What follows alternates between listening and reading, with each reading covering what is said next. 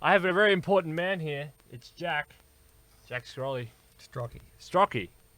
He's a great guy. And we're gonna have a good talk about the great filter.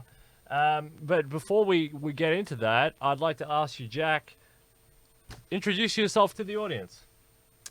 I'm been an economist in the public service, but I no longer work in that capacity. So I just work in the transport and construction industry. But so this is not my day job.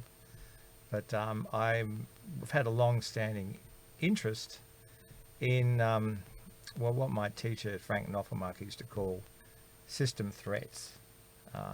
He was he's long since dead, but he was concerned about the threat of totalitarianism back in the 80s and the 90s, or 80s, I should say, in the 70s, when I was growing up. And my father was, of course, in the Second World War. So that's always had a strong, like, how can our system survive the big problems, not the little ones? And it looks like we have a couple of big problems coming up, which I don't think people have a very good appreciation of altogether. And so that's what's drawn me to speaking to you. I'm not specifically a transhumanist, or not against it or for it. There's good things about it, but there's other issues which we can talk about. But I am interested in just keeping everyone alive and shipshape on general humanitarian principles, I suppose. And what we can do about these threats. I have a colleague, James Newton-Thomas, who I've worked with just in professional capacity before, or worked for, I should say.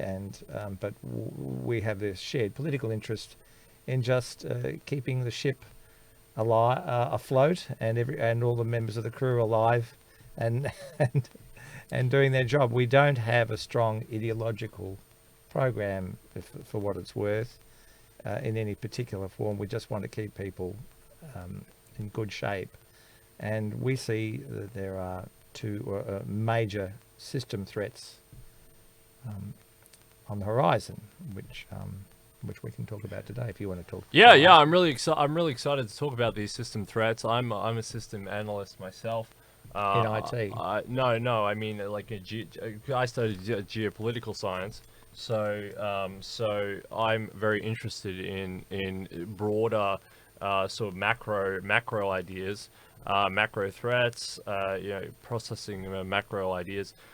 So I'm really excited to talk. The big picture. Yeah, sure. And the long term. Yeah, absolutely. And as a transhumanist, we focus on long-term issues.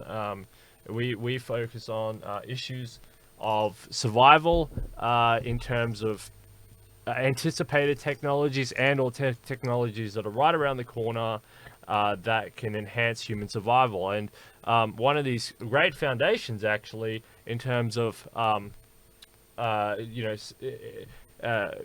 projecting this idea of safeguarding humanity, is called Lifeboat Foundation, which I'm strongly drawn to more and more and more.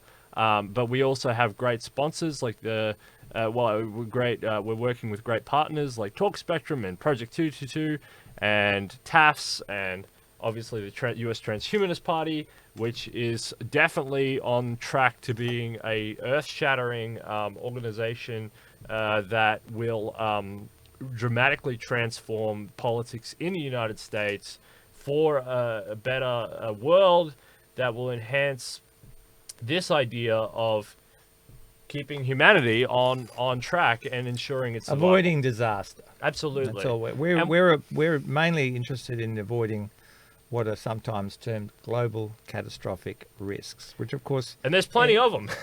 Well, that's a good cue for, I suppose, for explaining particularly where we're coming from.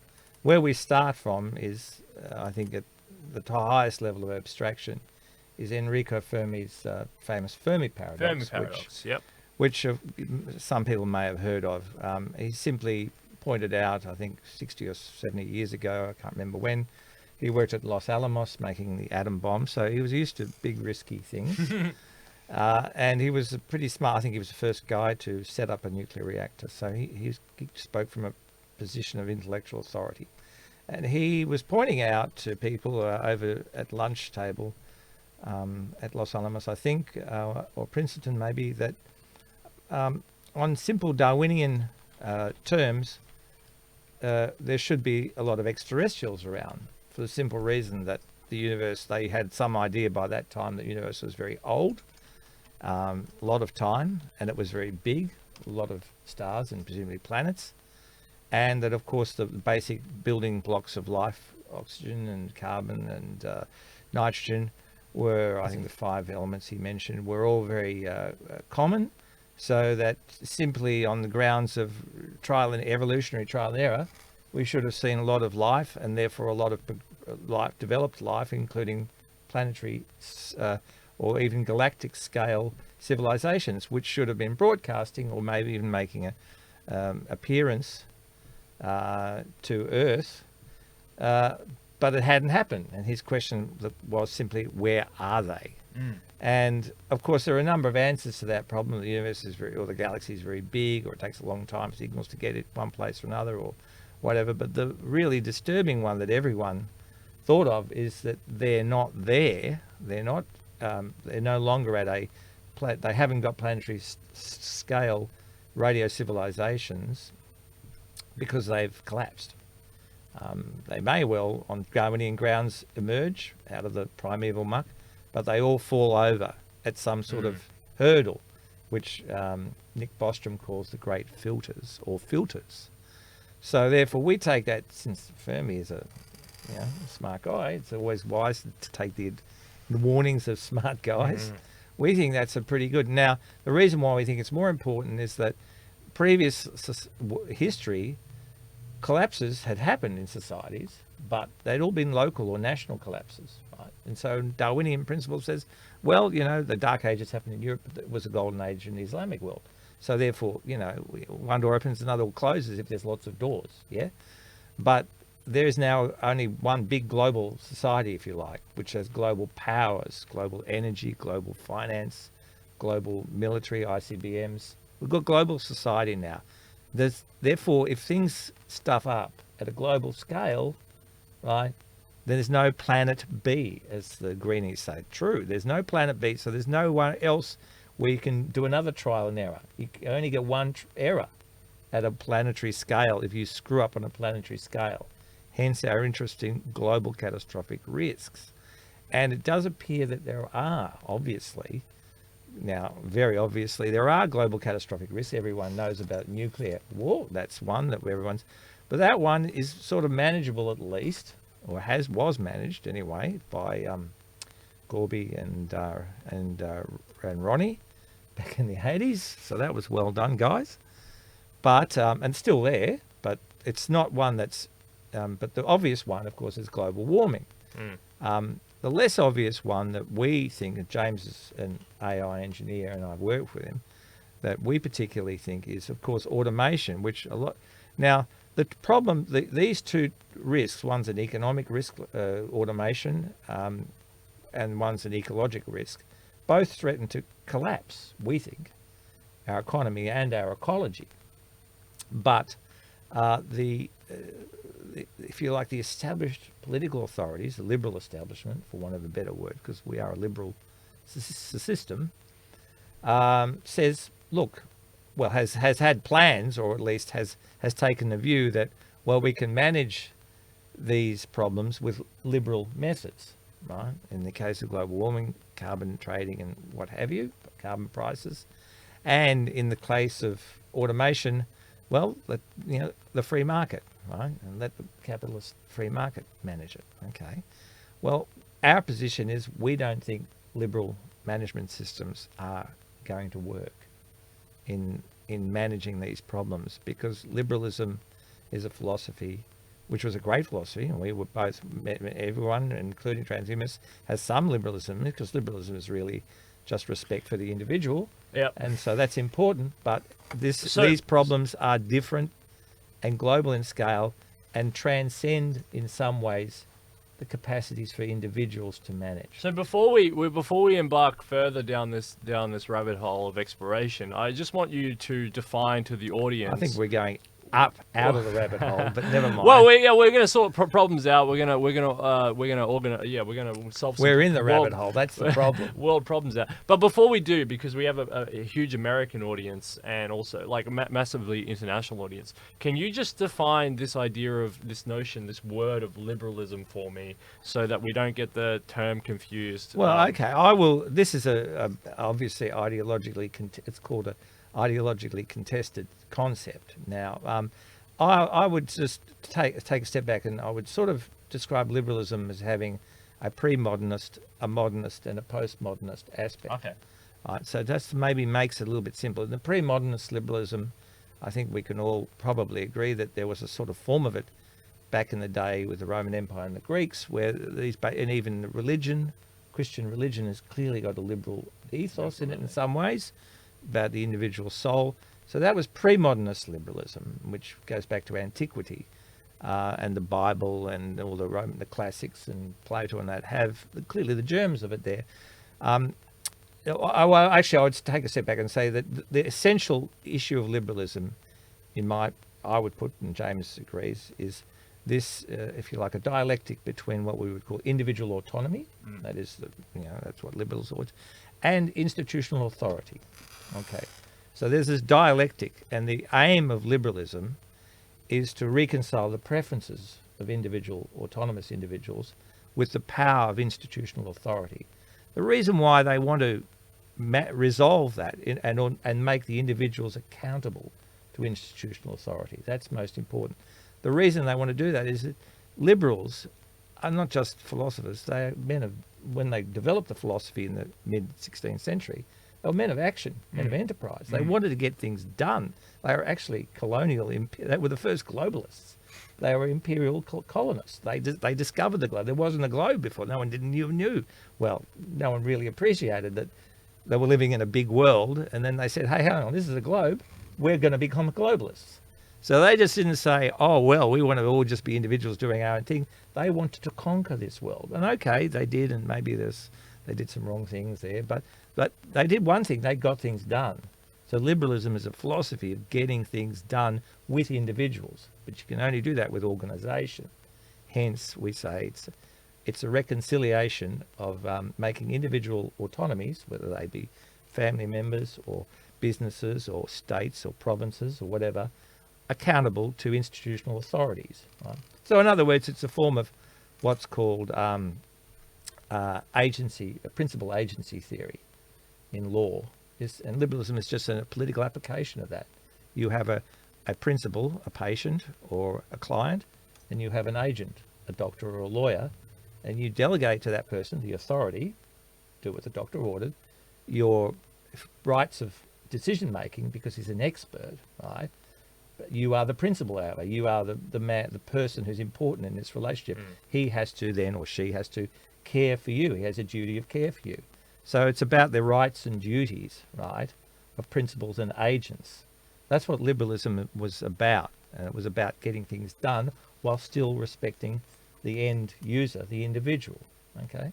So now back to what we were saying. It developed from pre-modern liberalism, right, and of course to what I call the high point of liberalism, which was this period from imperialism right up until, say, the Vietnam War, when it was basically an Anglo-American and French production, and mainly the Anglo-Americans wound up sort of owning liberalism, I suppose, because they won and came out on top. And that was a successful reconciliation of individualism and institutionalism, which you can see in Britain everywhere. Because they obviously, it's all about individualism, because it's about the star and the team, right? In Britain, it's not just about the star. There are plenty of stars in Britain: Shakespeare, Churchill, Johnny Rotten. There's also the team, the old school, the regiment, the guild, the monarchy, right? So it's about reconciling the stars with the team and getting the best result. You can't have a team. It's a team with a couple of stars but no teamwork won't win. On the other hand, a team with no one of any ability but lots of teamwork probably won't win. Right? Yeah. So therefore, you've got to do both. Now, different countries address this problem different way. Japan, it's probably more about teamwork than the stars.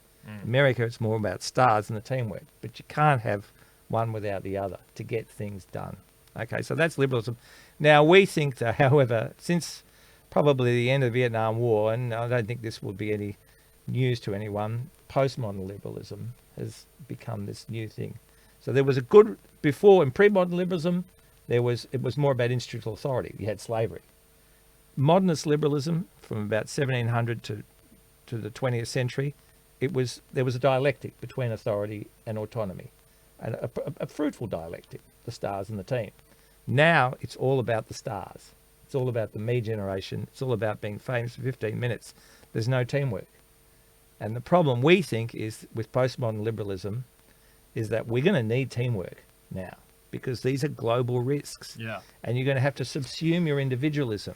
We're going to have to go back, in other words, to what we used to have in the old days, where, you know, British people used to say, you know, well, take one for the team, you know, like God, King and Country, all that stuff. They didn't say me, me, me. And if you talk to old people, they continually amazed at how self-centered most young people are. And we think, so we're rather conservative about this. We think that conservative teamwork is important.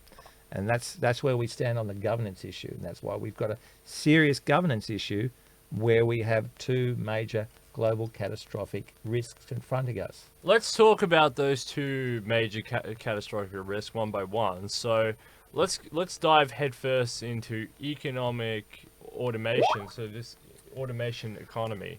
What do you see on the frontier of automation, firstly, and how is it going to impact modern society?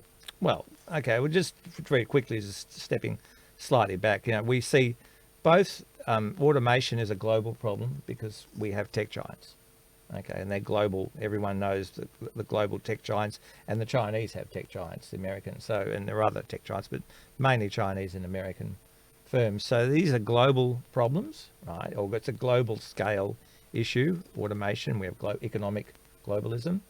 And of course, global warming is by definition a global scale problem. So that's why we identify them as the two ones. Also, they seem proximate, right? It's not just that they're global scale, they're here now, right? They're not just, maybe in the distance there will be things like asteroids or, you know, goodness knows what, or special bugs. But right now, they have pressing concern.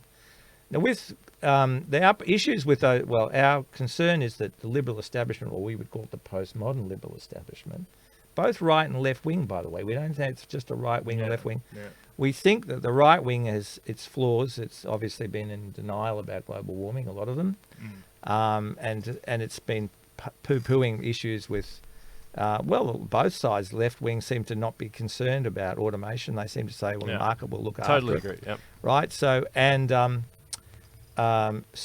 left wing of course, is recognising global warming, has taken ownership of the issue. Can I just say the reason the left, for example, is denying automation, and I don't mean to interrupt your flow here or your chi or whatever, but is because they won't acknowledge capitalism. That's the main thing, because there's efficiencies in capitalism, and those efficiencies lead to automation, and they won't acknowledge that because they don't like it.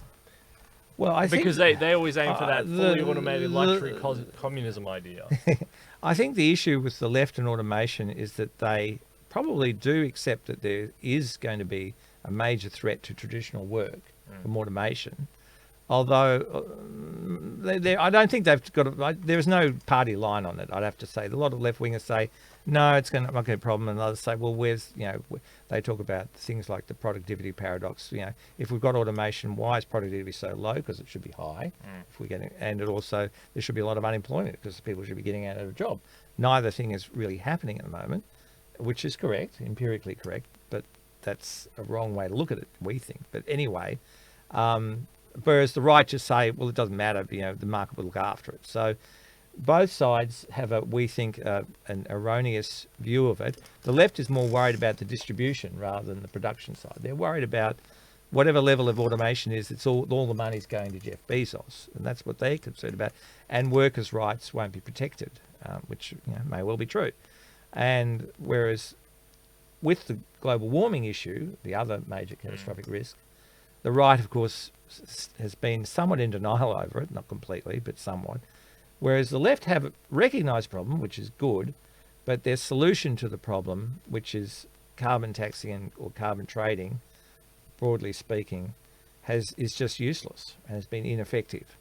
So therefore, again, the liberal establishment, both left and right, are not acknowledging the scale of the problems, or their solutions to these problems are ineffectual. And we think that's in part due to the problems of postmodern liberalism, right? That we think that, I mean, our issue now with the definition of postmodern liberalism, it's important that we say that the problem why individualism has run amok now, and transhumanists tend to be libertarians, so that's something they need to look at, right, is that if you promote a libertarian society, right, where everyone not only, well, there's two things. One is that you encourage both a lot of differences, economic, ethnic differences, differences in gender, differences in race, differences in class. Well, guess what? Everyone's now reading off a different script and have different interests. So that's going to make it hard. It's going to be like herding cats. Yeah. And then, on top of that, you then tell them, not only are you all different, but you should all try to be more different, right?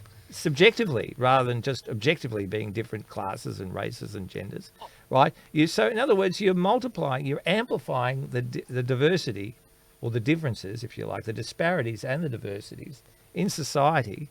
So little wonder that everyone has their own idea, and no one, basically, as my mother would say, everyone wants to be different and no one follows orders. And I'm sorry, but the future is going to be a society where we need to minimize our points of conflict and difference and just try and, work like a team.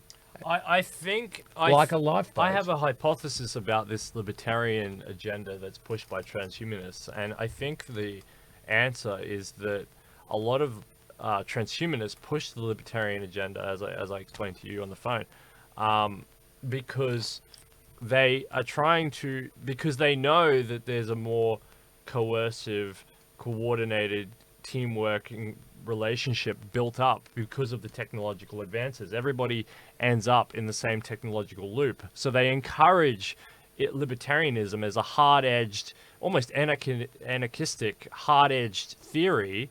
Same as a lot of them support atheism, even though they're not atheists, because they support the harder edge of that so that they can extract what little benefits come from that, because everything is more collectivist anyway. Morphological freedom, for example, or you push libertarianism and you end up with capitalism as opposed to hard-edged socialism. Even though, like, for example, in the USTP, the United States Transhumanist-Party, it's led by an almost communist. I mean, he's hard-edged socialist, crazy, but a lot of libertarians support him in the fact that it's they know the trajectory of transhumanism, and they're trying to support as much freedom within the trajectory as they can as they get closer to the edge. Okay. I mean, look, as I said, it's already firstly about the economic libertarianism. I mean, when I was young, everyone goes through a little Ayn Rand stage, and I went, "Oh, Ayn Rand, she seems to have an answer for everything." And then, she was, of course, an economic libertarian. Now, she was a clever person. She was very talented in many ways, but she was essentially a leader of a cult, right? Atlas Shrugged is definitely a cult. It's a cult, right? And I'm afraid that a bit of that cultishness is still, is still rubbed off on most libertarianism. But the simple issue with libertarianism is that, as Karl Marx pointed out over 150 years ago, libertarian capitalism leads to monopoly. Now, everyone says, well, it doesn't, because, new companies come up. But the problem is, we are definitely, in terms of what I'm an economist, I can tell you right now, industrial concentration is increasing, most obviously in the area that libertarians and transhumanists are most interested in, namely technology. Yep. And you'd be mad. I 100% agree. So therefore, the issue that we say is, you're going to get a command economy one way or another. And it's because you can't get rid of the government, because people are collective. People are collective, and they want to The first company that dominated the IT world was Microsoft, which completely Bill Gates is a predatory monopolist. That's how he got He's so a much nice money. man. Come on. He's a predatory monopolist. He- He almost went to jail for it. He did what he had to do to support his company, his shareholders, Sure, of which he was the major one. But that's fine. But so the point is simple, that you're going to get a command economy in some ways now with technology. This is in relation to the first catastrophic risk. There will be a command economy. The only issue is what will be the name of that organization that runs the world economy? Will it be Microsoft or Amazon? Will it be the United States government? Will it be the Chinese Communist Party? Someone is likely to get there first, and it'll be what we call first mover advantage, or winner take all, FMA, winner take all. Someone will do it and take over, and there's clearly a desperate race to be that guy, to get first mover advantage, or at least, and then to scoop the pool. So to say, but we believe in libertarianism, there won't be much libertarianism if there's one company owning. You're in a company town the size of the world, right? So therefore, like living on the Truman Show. Right, exactly. So therefore, it's kind of a bit silly, we think, this libertarianism. It's on its own home terms, which is about capitalism. Never mind all the other silly aspects of libertarianism, which everyone can see now if you just have to open up any social media app to see how silly it is when people, just want to, as my mother used to say, just spend all their time drawing attention to themselves, right? Which we're doing now. So therefore, look at the pot calling kettle black. But we're doing it and don't just stop it, right? So therefore, we're nice. But so therefore, we think that this postmodern liberalism is, as we say, is increasing underlying heterogeneity of society, and also amplifying each individual's, diverse or different viewpoint, which just ultimately seems to be leading to sort of chaos and entropy, if you like, a kind of a societal form of entropy, where everyone just kind of descends into sort of semi-anarchy and nothing ever gets done, right? Now, we have a populist revolt at the moment in Britain and America, which I think has been criticised by everyone. The liberal establishment doesn't like it. Now, there are all sorts of things wrong with Brexit and Trump, and I'll be the first person to acknowledge that. But one thing that they do have a point is that they're saying, liberal establishment, you're not doing your job. Postmodern liberal establishment, you're not doing a job. You're not protecting the principles here. And on that charge, he's right. They're guilty. They are. They haven't done their job properly. They haven't done anything effective to stop global warming, and they're completely ignoring the devastating effects of, global automation that have hammered American firms. And that's perfectly reasonable thing to complain about. And if only one person in the government steps up and say, well, I'm listening to you at least, they're perfectly understandable that they vote for that person, even if it is Donald Trump, a most unsatisfactory politician, if ever there was one. But never mind.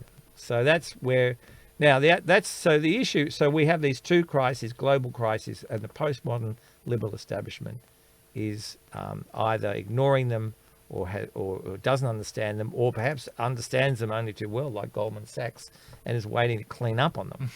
Right? I believe they've bought a lot, don't quote me on this, but they've bought a lot of very cheap carbon price shares, or whatever they're called, futures. And if the carbon price goes up, they'll make a killing, right? Because they bought them very cheap. They're only €5 at the European carbon price. So, there's a lot of economic interest here, right? In automation, of course, once again, Goldman Sachs again, I do think Wall Street, we're supposed to be the responsible adults here, are not doing their job, right? And they were the ones who pushed carbon trading, Robert Rubin. And it's been a complete waste of time, right? They should have done something else. The Chinese are the only ones who've done anything effective on global warming, and it hasn't been through carbon trading. It's been through, they've done one-child policy. That was not libertarianism, was it? Okay, they did the biggest renewable energy thing in the world, 3 Gorges Dam. Not very libertarian, I admit. I wouldn't have liked to have been kicked off my home, but it got done, right? And, of course, they're now promoting solar power more than anyone. So that's not libertarianism, right? No. So that's all about climate change. And they also, by the way, the Chinese, and we are fans of the Chinese Communist Party because we're not liberals. Now, I'm not saying we're communists or we join it, but we have to admit that they are recognised that they also have an AI strategy, which no one else except Andrew Yang has. They have an AI strategy, which they... Andrew Yang and Ben Zion 2020, by the way. Right. So, and I don't know a lot about Andrew Yang. He seems to be a bit of a tech, a Silicon Valley libertarian, transhumanist. I don't know. I mean, that's my vibe that he gives off, but I haven't looked in. But I'm sure. But he's, of course, again, he's got the UBI, which we think is just madness. It's just like, well, while we're on economics, let's talk about the UBI. Let's talk about the UBI. So what is because I know you're not a fan of the UBI. It doesn't run into that social conservatism. What's your thoughts on the UBI? Well, my sister works or has worked at remote Indigenous communities. So I have personal experience of, and she's done a great job there, Marina, to get them to do art, which has been a big winner, and that in football for Aborigines. It's something that they can say, well, we've done something, we've got some score on the board, and that's great. But one of the devastating things about these places is that they get given sit-down money, which is another way of calling it a UBI. You know, they get free money from the government. I mean, they got to live, I suppose. But what's happened, of course, is that the men then haven't really had a job as protectors or providers for their families, and the result was the men have wandered off the reservation. I don't know if I can use that phrase, but it has not had a good effect on male participation or family formation rates, with obviously horrendous consequences, which everyone's familiar with, including substance abuse, child abuse, all that stuff. And if we do that on a global scale, we'll get a globalized version of remote Indigenous communities, right? Because they're people who simply, for whatever reason, were not up to participating in a modern technological society in the way Europeans were. Not pointing the finger of blame at anyone, just it's the way it worked out. But of course, we, Europeans will be in the same boat. We'll be facing the tech giants, and we'll be as far away from the tech giants as remote Indigenous communities are away from what we call a normal industrial economy. And therefore, if we get a UBI, the same thing will happen. And that happened, by the way, it's not a purely theoretical projection. It did happen in Russia after the fall of communism. Well, people got their pensions or got some money from the government, which the communist government was good at giving, but they never got any work. There was mass unemployment, and it had massively affected, particularly men and women as well, but particularly men went into alcoholic death spiral. And it had, of course, a demographic collapse in Russia. So this is not just an idle academic point. It's real. That's what would happen if we had UBI. We'd have Russia scaled up to the world. Russia, after the collapse of communism. That is not something I want. No. So the Chinese, I don't know what the Chinese plan to do with it, but I don't think they'll be giving people a pay pack to sit at home. They'll probably tell them to go out and do something. And whatever it is, it's better than doing nothing. Do you think the devil makes work for idle hands? That's why we're conservatives, right? Do you agree with work for the dole scheme? Yes. More something along. I just agree with work. The problem is that there is no future of work. This is our specific theory. If you want to go into our specific, I think it's probably time to go into specifics. Yeah, let's go. With automation, my colleague James is one of the first people to automate. Well, I think he was the first person to automate a mine in Australia in using the new technology of machine learning and neural networks. So he's got significant credibility a lot of my thinking on it has benefited from his industrial experience. Not that I'm any great innovative thinker. He asked me to say, what are the economics of this? And I said, well, the economics of it actually, in a way, were predicted by Karl Marx 150 odd years ago. I said he was the first theorist of universal automation, at least at a system level, and he entitled his book Capital, right? And clearly suggesting that capital was the name of the game, not just capital and money, which of course it is, but capital in the sense of machinery, which of course is the other meaning, and they're both important in this respect. That the economy or the mercenary use, if you like, of machinery would eventually have no room for humans in the workforce. Now, he predicted this. He thought it could be a good thing, because when everyone could sort of do their own thing on a commune, he was never clear about what would happen after the revolution, which perhaps was a good thing or not. By the way, we are not ideologically prescriptive. Right? We're simply pointing out that libertarians or communists, right, are already got a blueprint up for a system that we probably won't be able to understand. Our blueprint is purely inductive, not deductivist, right? Which is where James comes from as a if you like an engineer using machine learning and big data. Everything should be just based on the data, and we don't have all the data yet, so we should feed it into our AI to figure out what we should do. But we definitely shouldn't be doing what we are doing, which is nothing, right? I can tell you that, right? That's the first thing. We should be doing something to get ready for these problems. But with AI, right, the future of work, our basic conclusion is there is no future of work for humans, right? And this is very simply follows from a couple of very simple principles, one about technology and the other about biology. The technological principle is simply the Turing test. Sure. Right? Which says that a machine can perform any kind of computation given sufficient memory and time. That's a very brutal simplification of Turing's very sophisticated argument. But he simply thought, and that was really the computer is the AI. It's silly to say AI is something different from computers. Computer is the first artificial intelligence. It's artificially intelligent, mainly about doing sums. But the thing about doing sums is that you can use sums if you have data, right, to construct models. So it's not just about doing sums like, doing housekeeping. It is about it has a scientific use about doing models. And if you can model the world, the natural world, well, you can model the economic world. And if you can model the economic world, well, then you can mechanize the economic world, because mechanics follows mathematics. So therefore, given sufficient time and data and sufficiently powerful, as we call it, speed, scale, and connectivity of the hardware, has to be fast, which is Moore's law, and has to have a large scale, which is the tech giants, and it has to have connectivity, the Internet of Things. So we've got speed, scale, and connectivity. We've got the three, if you like, ingredients for an AI system that can model the economic world, and that's what the tech giants are doing. The only extra thing you need is a business model to make that profitable, because these are capitalist firms. Well, guess what?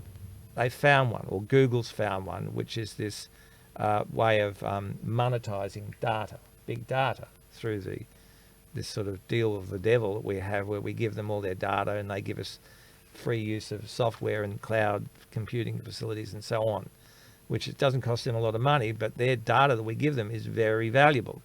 And therefore they are making the better of this deal, which is why they're so rich, right? Or some of them are anyway, it's extremely valuable, which is why they're called tech giants. So that's the key thing that's happened in the last maybe 10 or so years, is two things. One is, if you like, a step change in the technology with speed, scale, and connectivity of the technology. And two, a dramatic change when previously everyone used to say information is free, and that's where the libertarianism came in. Everyone thought, everyone would have their own little tech giant, tech midget, not tech giants, I suppose. That didn't happen, right? All the tech midgets got bought by the tech giants, and and so we're faced with these monstrous firms in America and China and perhaps some in Europe, which and their aim is pretty clear. They want to automate industry, which is using this technology. I mean, that's their long-term aim. Their short-term aim, of course, they have to master their own domains, Google advertising, and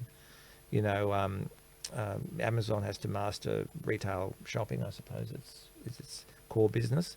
But once they've done that, they're sucking in all this data from around the world, from all their clients, I suppose you call them, or users. They're going to use that to transform the world. Well, to go from just their own, if you like, core business and start organizing, automating further businesses. Now, that hasn't happened yet, right? And which is why so many economists say, well, there's no automation threat. And they're right as far as they're going, but they don't see, I mean, something only happens when So there's spillover effects. So they have a core business, they import data, which is the new oil globally, and there's these spillover. raw material. Yeah. Yeah, exactly. And there's these spillover effects Well, external that are economies. about to impact other industries. Well, yes. I mean, it's the simplest way of putting it is that there is massive economies of scale Sure. in technology. Now, there is one economist, right? One economist. Is it the Can end I just of- finish? Yeah, one sure, point? sure, yeah. There is one economist who did realise this back in 1996. Actually, there are some economists who saw this coming. Marx is one. Keynes saw technological unemployment as other. So Marx and Keynes, not exactly idiots, right? So they've obviously got a bit on the ball, and a few others like Leontiev, who saw the writing on the wall. But of course, people just said, "Oh well, ho hum, when's it going to happen?" But there is one economist who recently, who's a guy called W. Brian Arthur, who wrote a famous book article. I can't remember it. About I can't remember the name of the article, about economies of scale in the Harvard Business Review in 1996, which has become the sort of Bible for business people in terms of economics anyway, in the technology business, where he said, look, you know, that there's going to be first mover advantage, there's going to be economies of scale and technology, so that therefore it's going to be a winner take all kind of industry, and that there are going to be these external economies of where if you become a member, or if you're like a client of Google, you're going to do everything with Google. You're going to have this huge brand loyalty, a bit like a bank. Yeah. And so therefore they're going to get these external economies, right? So network externalities, that's the phrase I'm looking at. Network externalities, so that the value of the network is sort of bigger than what it just looks like on paper, because everyone needs to join your network in order to get the value out of it. So you have to become a Microsoft user. You have to have a Google account, and so on. Otherwise, you sort of, you don't, once you're locked into it, lock in, right? Then you can't leave. It's similar to what happens with banks, but only more so because it's technologically. Once you're locked into Apple or Microsoft or PCs, and you sort of don't want to go through the hassle of learning all. It's hard work, right? So therefore, and he saw that coming. So he's the one guy we would take, and he certainly sees automation as a huge issue that is undervalued. So therefore, that's the two things. The Turing principle, right, covers, if you like, automation in principle, and the speed, scale, and connectivity, and the new business model of monetizing data covers the practical side of it, right? That means it can be done. But the issue we have is, as I mentioned before, there's the biological fact that humans, right, we have speed, scale, and connectivity in our brains and in our societies, right? A certain amount of it. Our brains work and we can talk to people and get connectivity with people. We have archives, memory, we have libraries, right? We have parents and teachers and so on that we can talk to. But we have a certain constraints on data, speed and connectivity, where there's only so many connections in our neurons capable. There's only so much fast that they can fire. There's only so many calculations you can do in your head. And then you get information overload, which is a common enough thing. So in other words, there's an upper limit to humans, or even a group of humans, which is, and that was where I think most of your friends in the transhumanists would know about Milton Friedman and Hayek's famous theory about the distribution of knowledge in society and distributed learning. And he said that you have to have libertarianism for enterprise, because no central authority can know everything at the periphery and bring it to the core and make an efficient computational decision. That was true, which is why communism failed and why large organizations tended to break up, including the Roman Empire. There is a problem with unified centralism, and libertarians are correct to point that out in the past. But that problem is now being addressed by guys like Bezos and the Chinese Communist Party, and through scale. and technological power. And so therefore the old, liberal claim, the basis of liberalism is this fact that, excuse me, sorry, You're right. that individuals or local enterprises were the only Johnny on the spot subsidiarity, the only people who could get things done, because you couldn't get the central command, whoever it might be, couldn't know everything and couldn't calculate everything in time to make an efficient decision, which is why you had local branch managers in empires or businesses getting things done, or even just enterprises figuring things out and searching, prospecting, striking, looking out and seeing if they can strike gold. That is a period of history that is now drawing perceptibly to a close. Individual entrepreneurship seems to be declining now, as is individual household formation, as the big guys are just hoovering up all the gold sites, right? So that's what's happening. So therefore, that's a big reason why libertarianism just doesn't work anymore. Why Hayek was true for a world where information was distributed and unattainable to the centre. It is now can be concentrated and attainable by the central command, and it will happen because it will make them money. So Francis Fukuyama writes about the end of history. Are we coming to the end of economics as well? Yes, that was the first title of my provisional when I first sort of put this ideas on paper or on Pixel, and I presented a paper at China in Beijing. I went up to pay my own fare, but went to China and presented a paper. And I called it the end of economics, and it is the end of economics. Unfortunately, economics, as we understood it with humans in the loop, it's the end. A better way of saying it is the end of labour or the end of work. Yeah, because economics has been a bit of a doozy, because it's a lot of social. There's a lot of social integration and social mechanisms that are tied into economics for political reasons, for example. Well, our whole, as we say, we call economy making a living. So if you stop people making a living, a household they're not budget. living. That's what economics comes from Greek, right? Well, I mean, that's now our specific economic analysis of the future of work is, of course, it will be terrible. We think that people won't have work because that means they won't be able to find partners and just have a normal life. We're evolved to work. Yeah. And it's not good. Yeah. Aboriginals evolved to work. Russians evolved to work. Everyone has evolved to work. If you don't work, then something's wrong and you may die. Right? That's that simple. But specifically the economics of it, we see are simply Keynesian. Well, actually, Schumpeter and Keynes come into it. Now, first one will be disruption. That's what we call Schumpeter, Joseph Schumpeter's theory of creative disruption. All the old legacy firms will go belly up, which will be bad for them, but good for the tech giants, right? So that's the first thing that will happen. A lot of people thrown out of work into what we call the gig economy, contingent labour force. But the second thing that will happen is that as income declines in households, because they're no longer working, the secondary explosion will be what we call the Keynesian collapse. So it'll be a Schumpeterian collapse, primary, at the level of the households and firms, and then there'll be a Keynesian collapse as consumption and taxes fail to go through into the economy, into the economic cycle of income and expenditure, and they fail to filter through to the government. So there will be a Keynesian collapse. So as this Keynesian collapse happens, as the tax receipts diminish, you see and consumption in the normal economy. You see social dislocation, and this is a great filter, right? Well, the third one will be, we say it's industrial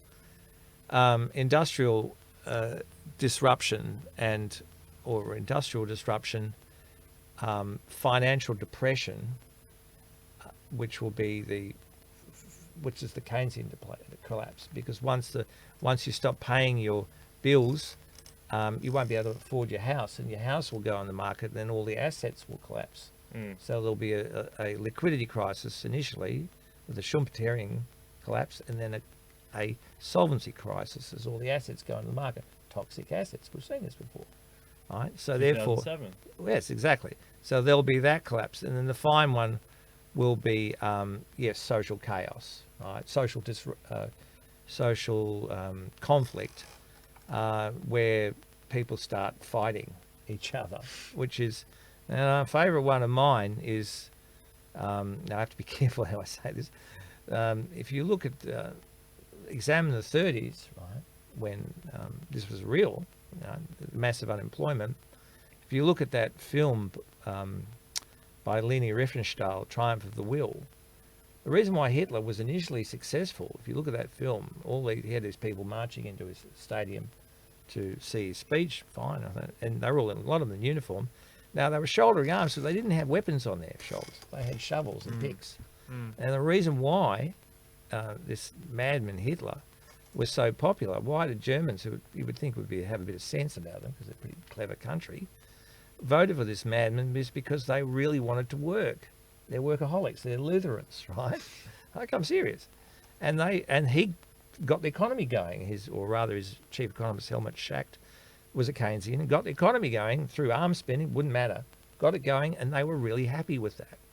But that just shows you the danger, the political, that's the third level of danger, the political. You have a Schumpeterian collapse, then a Keynesian collapse, and then you have this, social collapse at the end, where when you go for some maybe nutcase. I can see how that's a great filter.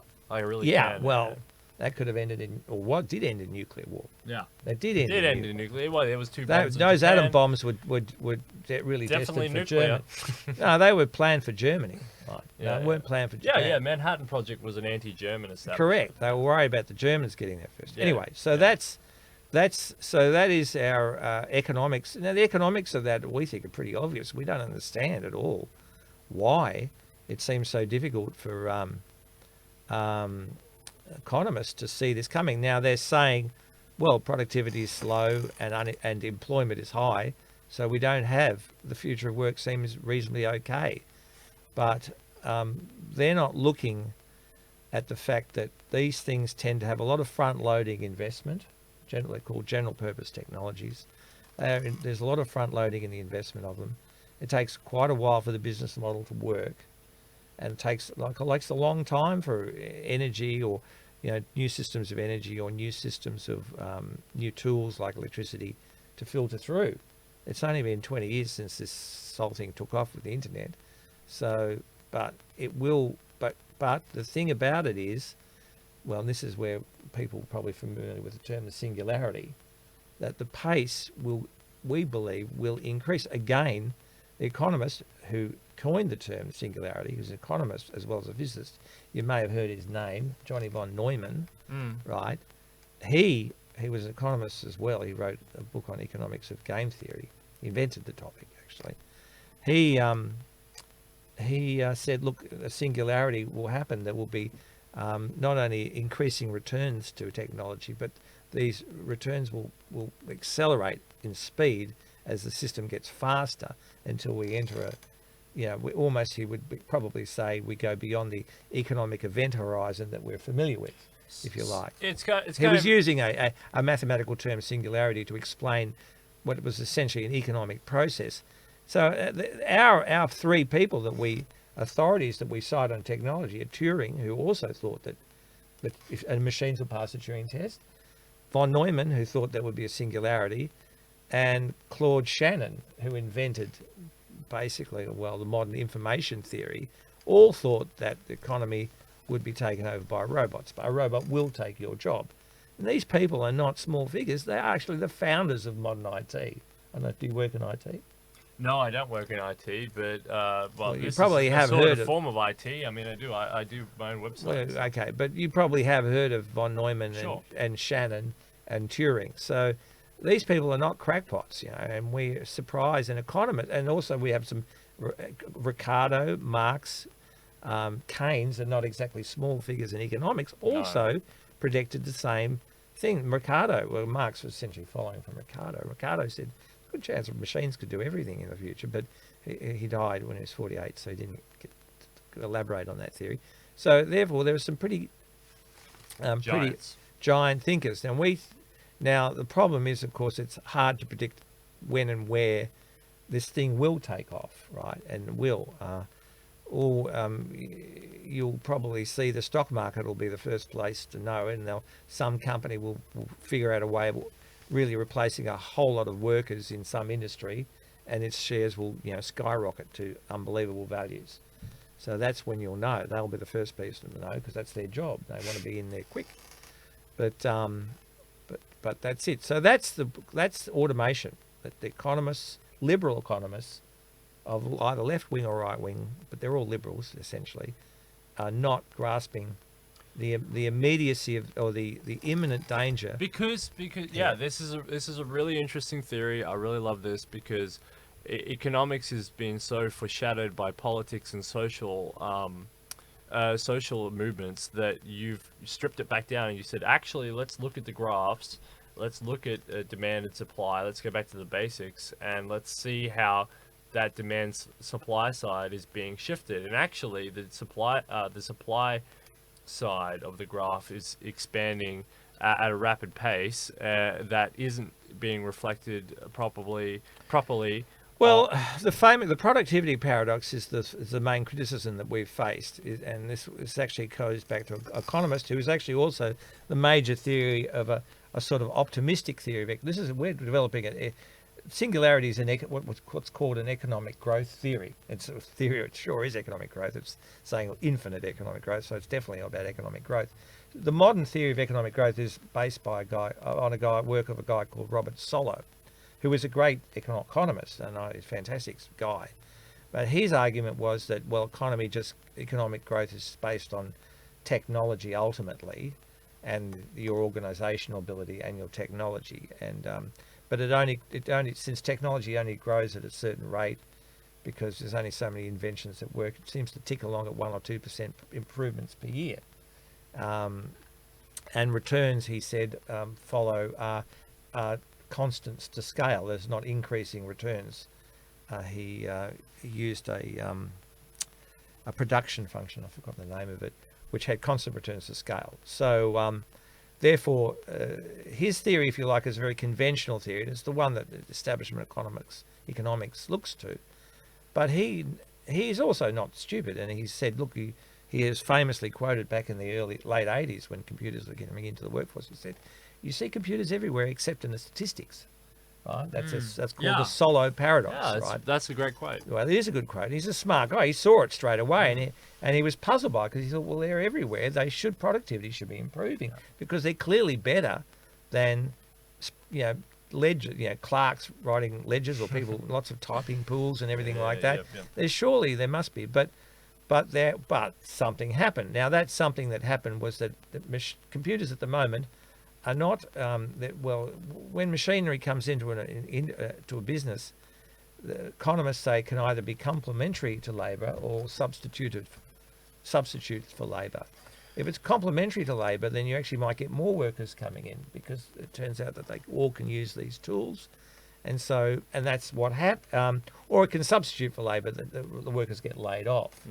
Now, clearly, there are some areas where the workers, like, I don't know, there are a lot of jobs that no longer get done, like horse and buggy riders or jockeys or whatever. So they're out of a job. Now automobile, right? Everyone drives. That's what it's called, automation. Everyone drove their own car. You didn't need a guy with a team of horses managing him. You sat with him. You drove your own car. So that was automation. So they got rid of those people.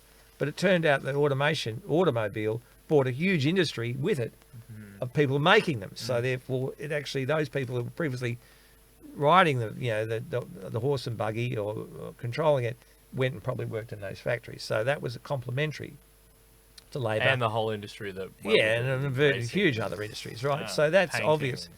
But parts. But we believe now, and we're probably still in many ways in this complementary phase for IT, where it's actually creating some jobs or a lot of jobs. It is obviously substituting other jobs out, like ledger writers, and computers used to be a job. Someone that did sums was a human job. That's gone. Computers now do the sums, and typewriters and so on. Because his days are finished. Yeah. So therefore, some jobs have been gone, but other jobs have been created. But there will come a point where Cobb-Douglas production function, that was the term the production function, constant scale. But there is a point which is reached when when on this production function where it becomes then profitable just to get rid of labour and increase the capital to labour share at the expense of labour, increasing capital, and which is measured by this thing called the Cobb-Douglas production function, which Solow used. That's getting a bit wonky and nerdy, but essentially that's the mechanism economists use it. Now, we apparently have not reached that point where the economic statistics show this. But we do think we've reached where the machine statistics, I mean, economists only measure money, right? Things that are measured by money, but there's a hell of a... GDP, useless. Well, GDP is less and less a good measure because so much more is being done off the GDP books now, right? And that's the problem. So the problem with economists is not so... You can see computers and the statistics, just not the economic statistics that economists are looking at. And that's the problem. But that's a debate for another day, right? But that's where we see. So that's automation. Now, we see that that's not being, because of this obsession with the wrong statistics, economists and their policymakers are just ignoring the problem. Or they're sort of tech Silicon Valley boosters who are just saying, oh, it's great.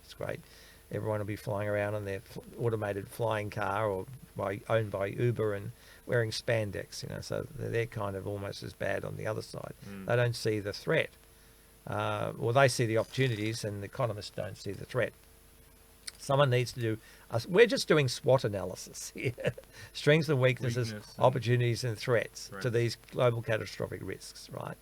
So the SWOT analysis on global warming, well... let's move on to global warming. So again, now we're not climate scientists, although James is a good physicist. And I didn't do science at high school, only to year 10 level. So please don't, I'm no kind of authority at all. But no, actually I did biology to year 12. But the internet's out there and I love reading science. So I suppose I've got a superficial knowledge of science, but James is a very good scientist and has a deeper knowledge. But I don't think you need to be a particularly gifted scientist to see, global warming is real. It was spotted 100 years ago. Unfortunately, a lot of right-wingers deny that, which is not helpful. The problem we've had, of course, is that the plan A, we call it plan A, to deal with global warming is completely ineffective. Carbon trading is the price of, it needs to be, well, they say it needs, the Stern report, I think, said it had to be at least $100 a tonne CO2, and what is the price now is about $30 a tonne in the European carbon market, and that only covers Europe as far as I'm aware. So it's completely ineffective in causing people to substitute away from, very ineffective to substitute away from fossil fuels to what we might call renewable technology. It has not been effective, which is why everyone now, 3 years after Paris, which was, I think, 2016, is now freaking out because it was meant to, the Paris Agreement was meant to start bending the CO2 curve down, or flattening it at least, and it's accelerating. And that's why everyone's panicking. Greta Thunberg and Extinction Rebellion are kind of going crazy because the plan A is not working. But plan A hasn't been working, has had massive deficiencies. This plan, what we call plan A, is a plan I'll specifically Plan explain. A was defunct in the 70s. No, I'll explain what we mean by plan A very quickly. Plan A is the plan that was really developed back in Kyoto in 1997 but formalised in 2016, which was to reduce the sources of CO2 by going to renewables and increase the sinks for CO2 by forms of carbon capture. Right? Yeah. So and that's all goes under the rubric of global mitigation, right? Not going to happen. Well, it hasn't happened, No, and it doesn't. Can't, because Bretton Woods is the dominant, clear. You're neoliberal, what you're talking about, right? So it can't happen. Well, the basic problem is that the people who promoted this Plan A wanted a method of mitigating CO2, which would not disrupt our capitalist economy. That's my point. And that's not possible, right? If you're serious about mitigation, you really, again, just with automation, you're going to have to go to a much more command system like the Chinese Communist Party has done. And if you're serious about it, it's going to cost. Now, a report came out from Moody Analytics earlier this year, saying it would cost about $70 trillion. Now, another one came out from Morgan Stanley this week saying it costs 50 trillion. Now, these are realistic figures. People were saying it only cost a few trillion over 50 years to stabilise it. Plan A was to stabilise it by 2050 and then roll it back by 2100. Right, decarbonise the economy by 2050. Right, in other words, make it carbon neutral, the economy, and then suck all the extra carbon out of the ecology by 2100. Roughly, that's sort of. I don't think they spelled it out exactly, but I think that was the general concept, right? Now, neither of those plans, unfortunately, they're both subject to what we call, the mitigation fairy, right? Which some people have said it's a lot of engineers like Vladimir Vaclav-Smils and David Mackay have said there are just so many problems with renewables, getting them to scale, and also carbon capture, getting them to scale with sources and sinks. It's not that we say it would be great if we could do it. Wouldn't it be great if we could get free energy from the sun or the wind, or sink all the extra pollution into a hole? Great. Who wouldn't want to do that? The trouble is it's massively more expensive than the IPCC and other greenies have given us to, well, establishment liberal greenies have suggested. It's a cost of it will be in the tens of trillions, not tens of billions. Trillions. Get used to that word trillion now. And the thing is, that has to be done within 10 years. We have to spend essentially $10 trillion a year for the next 10 years. AOC's Green New Deal that she put forward was an Miss estimated... Cortez. Yeah. Cortez the Conqueror. Well, hers was a $90 trillion Well, enterprise. that's a realistic price tag. That's for presumably, but the thing is, a couple of things about this. First, it has to be actually industrially feasible. Right. First of all, it has to be financially affordable. It has to be industrially feasible, and it has to be politically doable in a global way. Now, neither of those three hurdles look like. The industrial feasibility is a problem because, for example, renewable Bill Gates went to a meeting in New York the other day, and he was joking about this because he said he went to a finance meeting, and he said, the finance guys think they've got global warming sorted out because they'll punish carbon emitters. And he said in a joke, he didn't even name the forum that he went to because he said, the World Trade Organization was supposed to put punitive tariffs on. He said as a joke, he said, have you got something that creates steel in your desk, for example? You see what I mean? Like, well, Bill Gates is great, and he was actually the person who I was reading him, who put me on to Vaclav-Smils, who I hadn't heard of before. Is a sort of a refugee from communism, and is used to dodgy economic statistics because he lived under a communist system. And he said a lot of the renewables it's called greenwashing, I think they could use the term, where they put all these, now I'm not saying it would be great. There are improvements in renewables thanks to the combination of China and German engineering and Chinese organization. There's been great improvements, and I'm not saying that can't happen, but there are some fundamental problems are to do with the scale of the land scale required to make renewable, like solar-powered farms, would have to be the size of India, in order to power the world. Yeah. There's just not enough available space near the power lines to do that. Yeah. It's the scale, and also the the Sahara scale is a bit far away. Well, yeah, you have to run power cables, and the idea is just kind of nuts in a way. So there's that. The wind farms have the same problem, and the best wind's in the sea, so you've got another problem there, right? Yeah. Then you have to have wind turbines all throughout the sea, around the coast, which would make trade very difficult, presumably. Then you've got the problem of their sort of intermittency, and then you have to have backups but that's not even the main problem. The main problem for renewables is, even if you got them up to scale and covered the intermittent problem, a lot of our fossil fuel emissions, maybe 80% of them, come from heating, gas heating, which is difficult to change over to electricity, right? But maybe it could be done. That's gas heating of homes and businesses. And the other huge slab of it, I don't know what percentage is gas heating, but a major percentage, 20 or 30%. But about half of all our fossil fuels come from engines, port transportation engines, planes, trains, automobiles, right?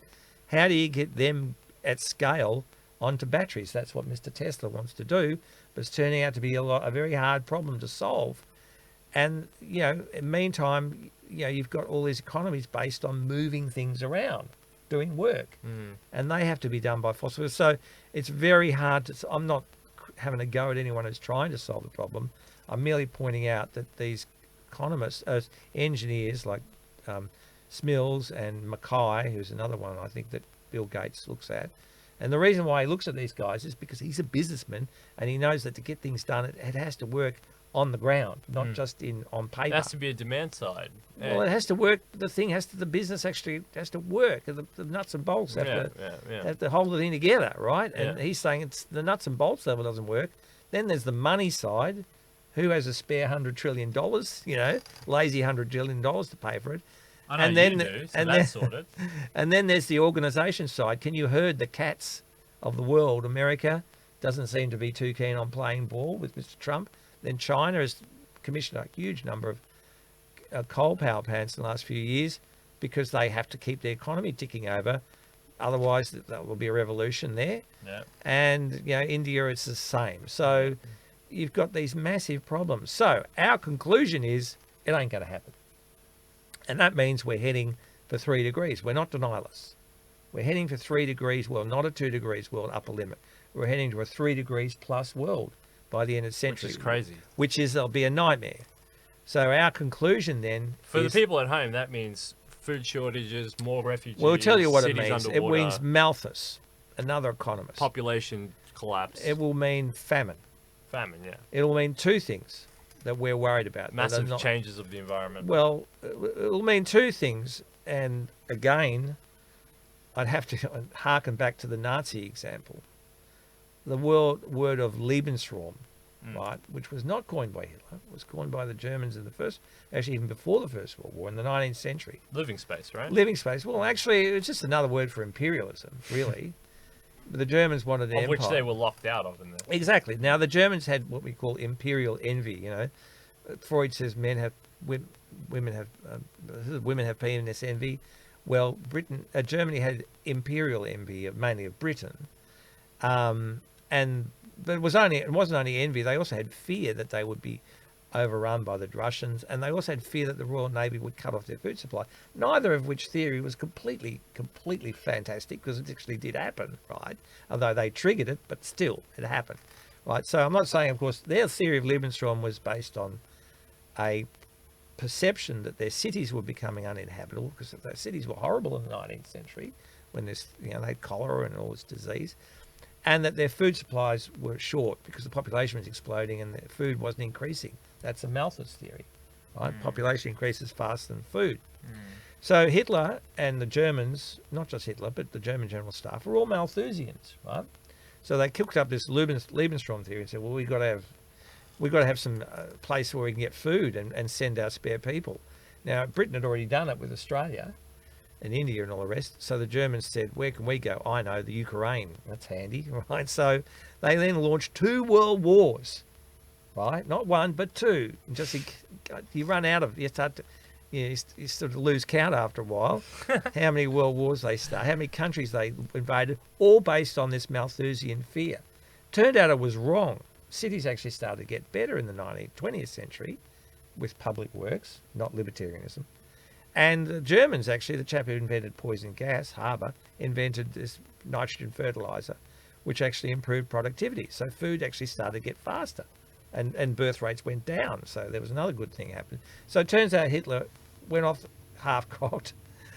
He had a lot of, obviously, his ideas were wrong in many other different ways, but his particular Malthusian economic theory, which was the one was driving a lot of his thinking, not just race,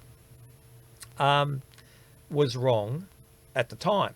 However, the problem is that Malthus was wrong in the 30s or for the Germans in the first half of the 20th century, but Malthus will be right in the first half of the 21st century. It will be right because we have a huge population increase in Africa, right? It's just going out of control there. It's projected to be 2 to 3 billion people in sub-Saharan Africa. So the population's going up at geometric rates, and the food supply is going down, right? Well, it will be once we get sort of tropical conditions hitting the northern grain growing areas of the world, or which are in temperate zones. They're going to become tropical zones. They're not going to support food. What happens next? Countries with booming populations and falling food supplies, armed with nuclear weapons, what do? They start looking for Lebensraum. And we don't see that problem as well. There are some people who are seeing it as possibly an issue, but they're keeping quiet about it, I think. But we see, again, the liberal establishment is not looking at this problem seriously. And Trump is enacting a deliberate policy to turn excess grain into fuel for a U.S. energy independence policy.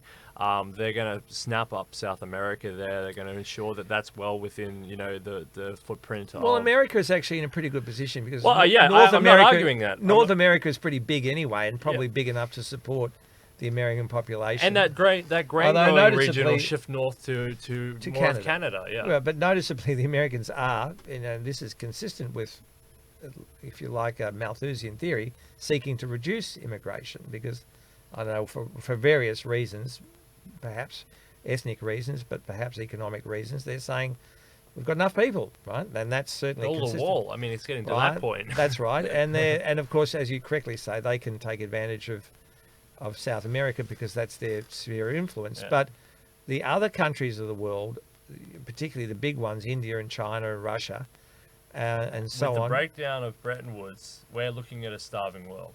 Well, we're looking at a collapse of the grain growing areas and rice growing areas, particularly if not only the monsoon tropical climate moves, or an arid or a tropical climate moves into the grain growing areas, those grain growing areas will collapse. And of course, the other thing that can happen is that the monsoon and the Himalayan ice packs will collapse. And most of the wars, right, they did a study, most of the the wars of the last 100 years about resources have been water wars. And we're already seeing conflict over water. Yeah. We're seeing it in the Kashmir with India. Essentially, China's annexed Tibet. Yep. Because that's a source of water for them. The Indians. You mentioned the Three Gorges Dam, which is causing. Well, but that's within China, so that's not so bad. But but that impacts Vietnam. And that's other right. That's true. A lot of the Southeast Asian countries are worried that the big boys, India and China, are going to cut off their water supplies, the Mekong and the Ganges.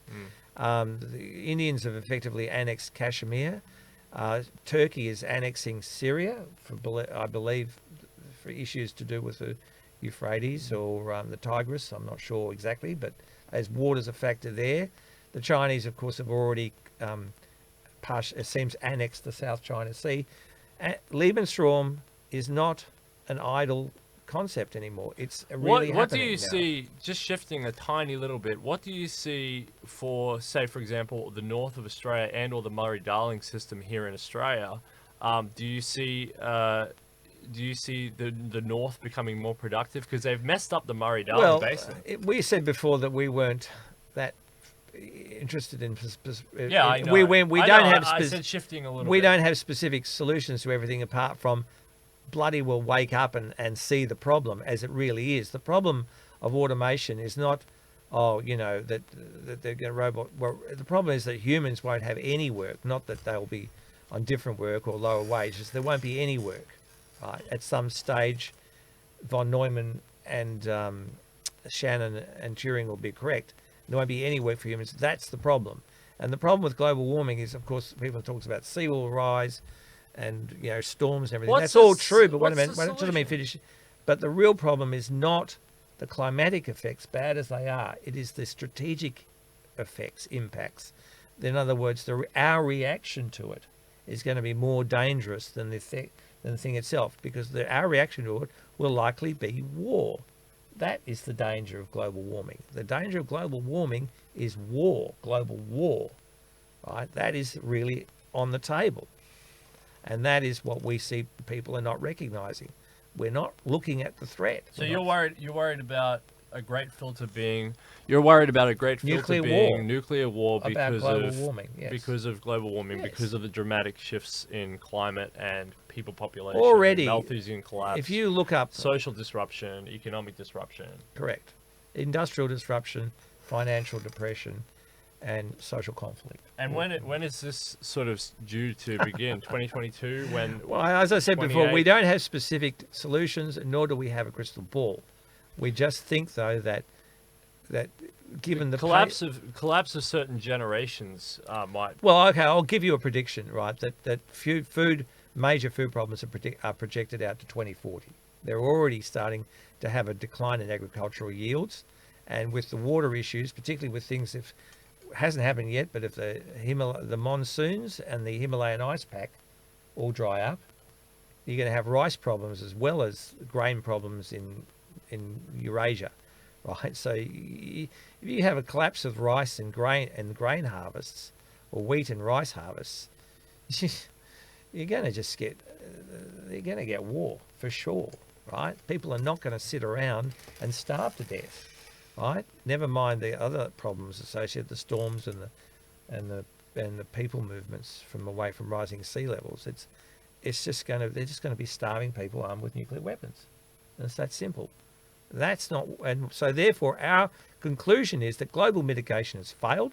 Maybe in the future we can go back to readdress the problem, try and suck the CO2 out of the atmosphere. But for the next 20 to 30 years, people should be prepping. We should be preparing for the catastrophic climatic effects and the secondary effects with the politics and war. And we're organising food supplies, water supplies, energy supplies to deal with this. We should be basically forming a gigantic global emergency first responders and emergency service providers, right? Which some countries are getting. I'm not very good at real estate. Okay, I don't know much property, but if I was a property developer like Donald Trump and I was looking at this scenario, that's a great scenario for some acquisition, right? Because that's what you want. You want to collapse in the price or collapse in a country's price. Sorry, I'm not sure what you're talking about. Lebensraum. They're not going to be buying it. They'll be taking it. Well, They'll be pointing a gun to your this head. is my point. That's not America real estate. could swoop in. Well, they're looking at North Korea, for example, right? But you could swoop in and acquiesce some of this real estate, right? What real estate? Well, Southeast Well, Asia. Australia. Well, the point is, when this Malthusian crisis happens, which has been predicted based on food yields as early as 2040, that's only 20 years away. Yeah, it's not far. Right. The countries with excess carrying capacity are going to be in the gun sites. Now, the country with the greatest excess carrying capacity at the moment, well, it's not it's not enough to cope with everything, but it's got a lot, is Australia. Right? So we would be a target because we have a small population in a large area. Yeah. So our argument is that we should be, both for ourselves and for our neighbours, particularly China and India, we should be developing the North. Why? Because there is water there. Thank God. Right? You mentioned it, yeah. The water is there. There's a lot of, they'll still get rain there, even though it may not be as much monsoonal rains. They'll still get, it's tropically, they'll get a lot of rain there, and that's the crucial thing. And we need to develop food supplies up there, maybe with robots or whatever, because it's unpleasant, too many crocodiles. But we need to be both to feed ourselves, because our population is growing, which is probably not a good idea, but also to feed these countries and say, look, we'll help you, right? And because we don't want you to take it, basically, rather than have a nasty war over things. Let's try and get over this hump together by building food. But we need to recognise the problem is there, not go off. Global mitigation has failed when we need to sort of drop it. And 70 trillion price tag, and it still won't work, right? It still won't. It won't stop us getting to 3 degrees. It won't stop the famines. So rather is the right wing in denial because they understand these problems? Do they just in denial mode?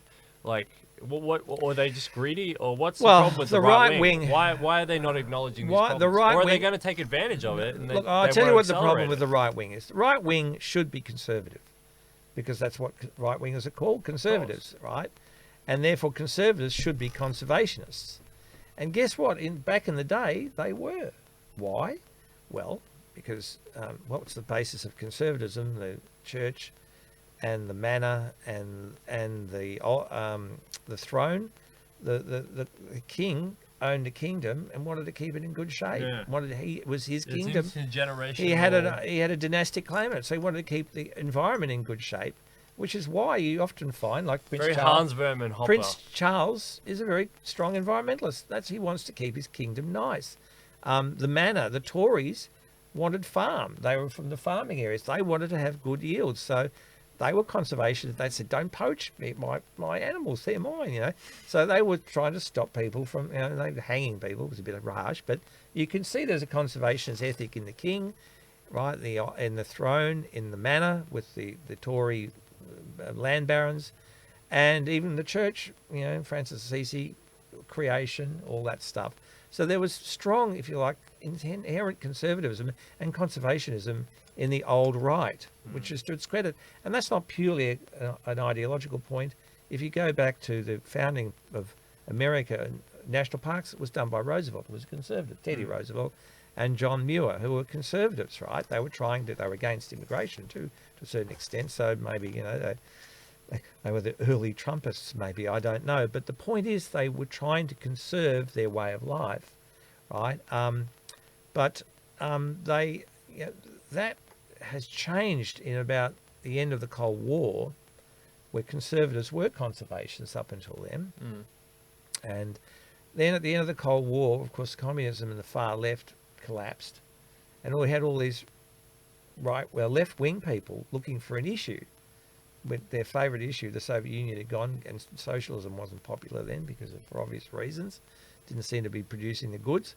So where was their issue? And my observation is that they thought, global warming came at exactly the same time, 1988, 1989, as the collapse of communism, and they just moved over. They become what we call watermelon green. So there's green on the outside, red on the inside.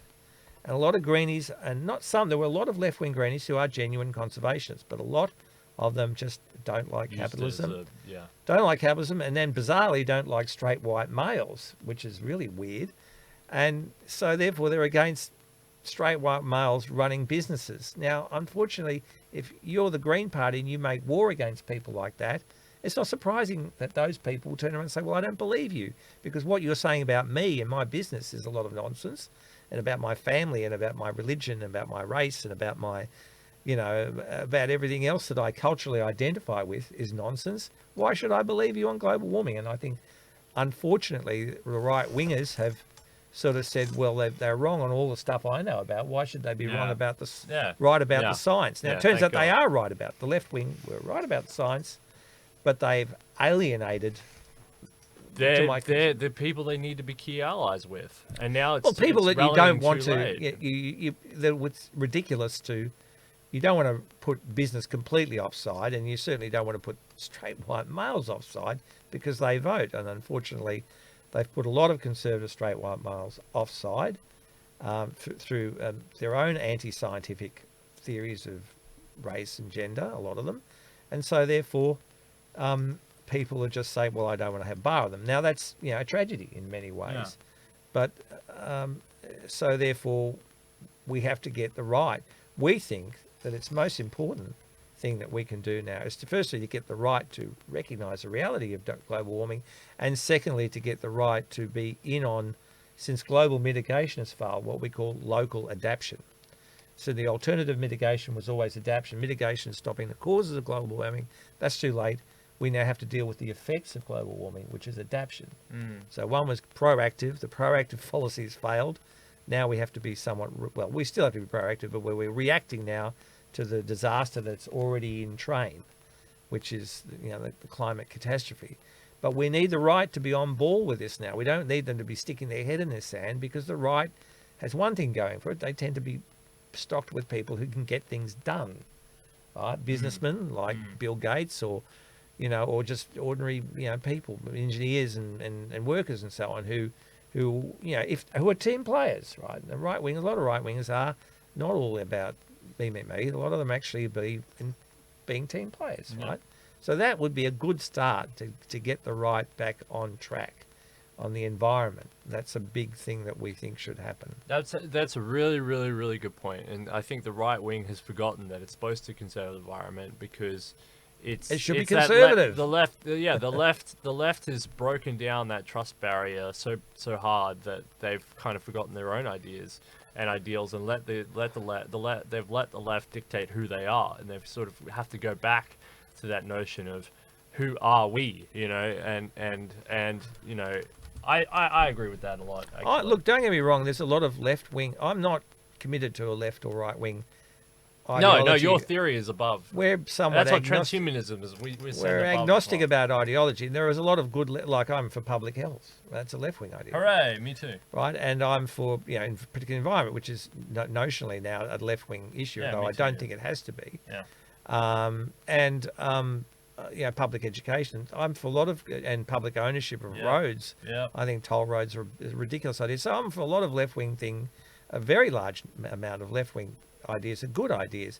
Unfortunately, the left seems to have forgot the bread and butter stuff, and is now going after this cultural identity politics stuff, which is absolutely nuts, and it's creating. It's that old left eating itself prophecy where Well, they've forgotten who they are as well, and we need a realignment Well, on common issues. Like they you're have talking about, swallowed which the is- postmodernist yeah, Kool-Aid. Yeah, this right? And they've post-liberalism, right? postmodern liberal Kool-Aid. Yeah. They now believe that straight white Christian males are the source of all evil in the world, and that's for a start, that's not true. As a straight white Christian male, I have to say that. And secondly, true or not, it's mad to put those people on offside because they can get things done.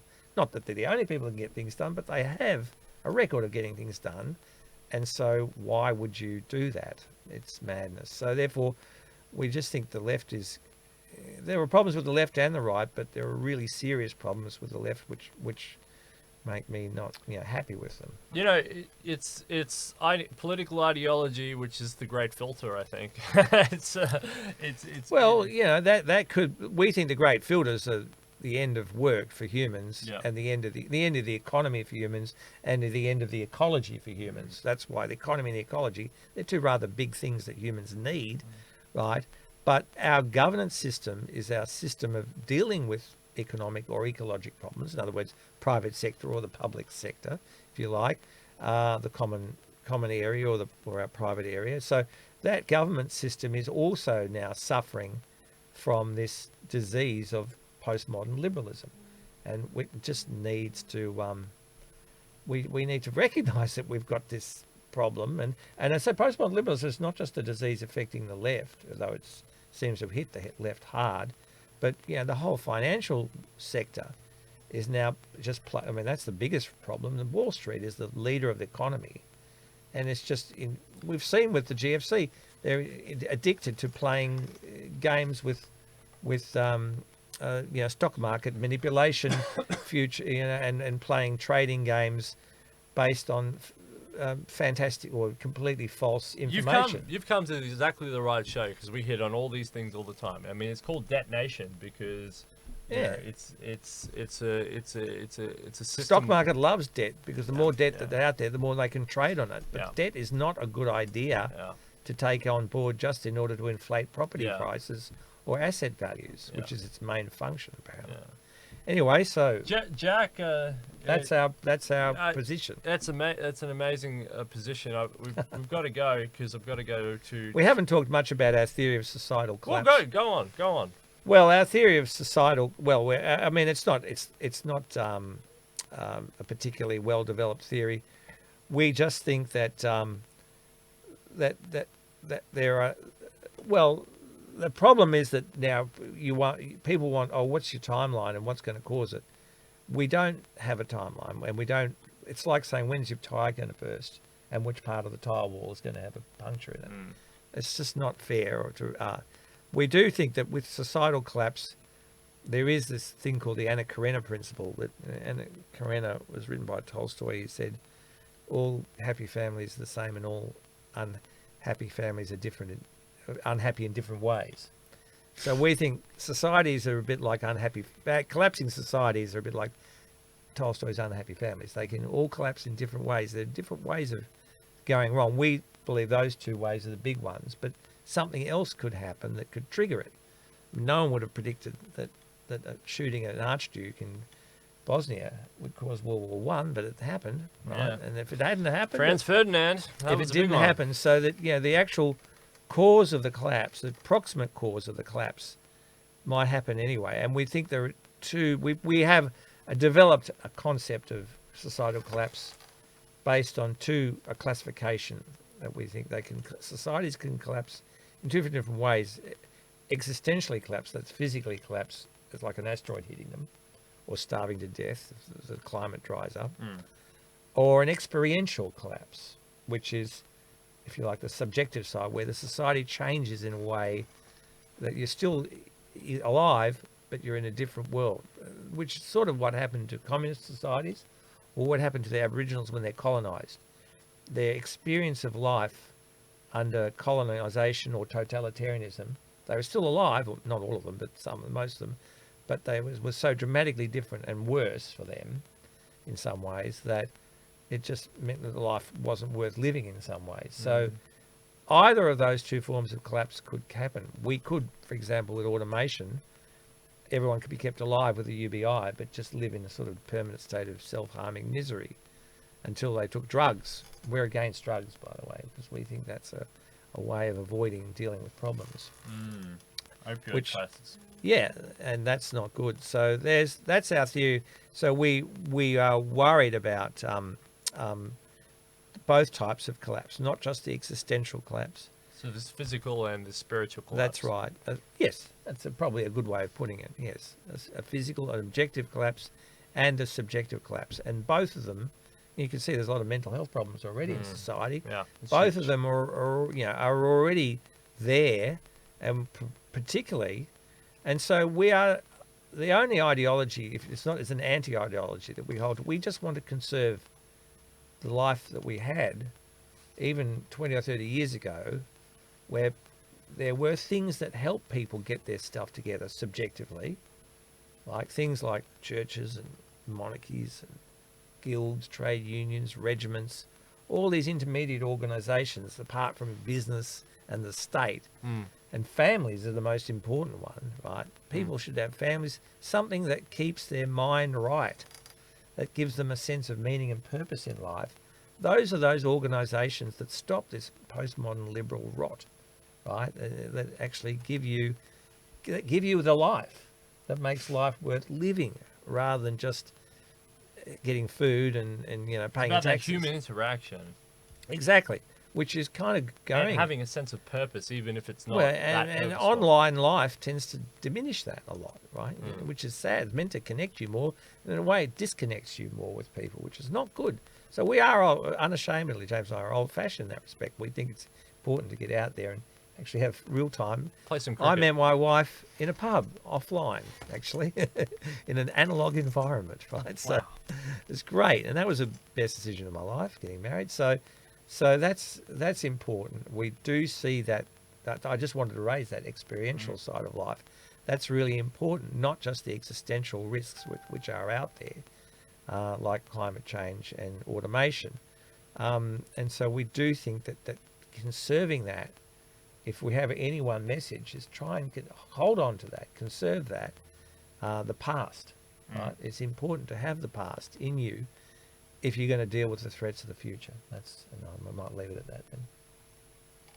That's wonderful. That's so brilliant. I really enjoyed that talk. I think there's a lot packed into there. I mean, if you're watching, I mean, stop watching, watch it again, listen. There's a lot packed in there. It's the great filter, everybody. So if we can get past this, the great filters. If we get past this, what's on the other side? We don't have any. The singularity, which von Neumann said you can't. Von Neumann specifically said you don't know what's beyond the other side. So if the smartest guy who ever lived doesn't know, I surely don't. Okay, let's leave that one to the AI to figure out. Yeah, I agree. So we'll leave that to God in a bottle or whatever. And in the meantime, let's try and get through global warming, societal collapse, economic collapse, post-liberalism, postmodern liberalism, and these and try and get some conservative human analog elements back into society. Not conservative in the Tory party sense, but just conservative in the human sense. In the human sense, yeah. Conserve. I mean, what a doctor does is conserve your body. That's conservatism. Yeah, conserve the environment. I'm all about that sort of conservatism, where it's conserve your health, conserve your environment, conserve your relationships, conserve your financial independence, conserve your whatever you can do to enhance humanity and your political systems and societal systems. I'm all part of that conservatism. That's a sort of conservatism I can jump on board. And yeah, a lot of transhumanists seem to be a little bit. I'm saying you, of course, but a lot of them seem to take a bit of a cavalier attitude towards the past. And I think that they should probably think about, whether older people are such dreadful fuddy-duddies and are ignorant, or maybe they, in their lives, they should know that there are a lot of older people who did have some idea about how to do things, and could I mean, they got through. I walk around the city, or I walk around the country and go around the country, and I just marvel at the ingenuity of the people who created a country like this, or a country like the United States, or a country, out of nothing. Yeah, out of nothing. It's the transport networks, the sanitation, the systems, the way that food is distributed, and it's quite abundantly, and there's a lot to marvel at, and I don't pretend to know everything, and I think people shouldn't pretend to know everything, and they should listen to their the people that have something to say on all of these issues, and you shouldn't throw out those sort of notions. You should be open to listening and understanding and learning. All right, so it's getting near to 3. I've got to get going. Yeah, no problem. Thank you very much. But anyway, it's been an absolute pleasure to come for you to come on Det Nation and to talk about the great filters and all the different catastrophes that we have to avoid in order to figure out what is on the other side. Otherwise, we definitely know what that will bring, and that's only heartache. Well, what could be on the other side is nothing. Well, that's what Mr. Fermi or Professor Fermi. That's the threat that we're nothing. Well, oblivion. I'm not a fan. Destruction, right? I'm not a fan. So that's what we're worried about. Nothing could be on the other side. I don't really want that. Yes. Jack, thank you so much. It's been an absolute pleasure. It's an honor. Stay right there. We're going to be on with David Shoemaker in about 10 minutes. Thank you very much, everybody. That's Det Nation. Putting death out of business, mainstreaming transhumanism.